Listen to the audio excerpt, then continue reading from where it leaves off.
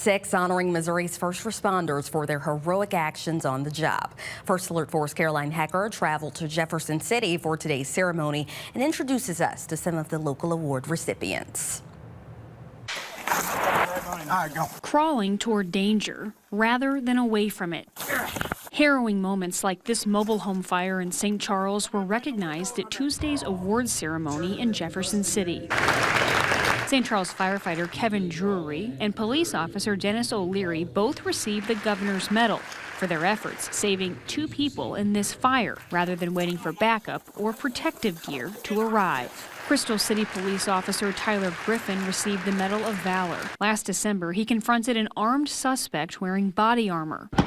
This video showing the alleged suspect firing a gun into the air.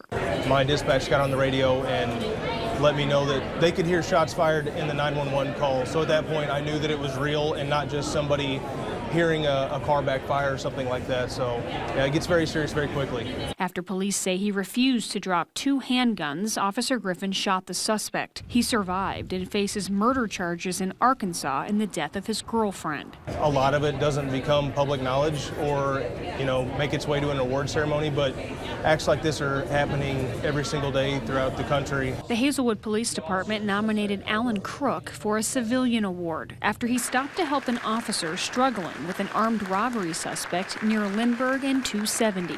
By the time I was able to pull my car over, they were already on the ground struggling, and he was getting overtaken, and I looked like he needed help, so I was able to jump out of my truck and pull my firearm and de-escalate the situation. Crook says the officer was then able to regain control. He hopes his actions inspire others to help in a time of need. It's just a natural reaction of doing the right thing. When you see somebody that's in trouble, with first responder or anybody, that's what we need in this world, is to do the right thing.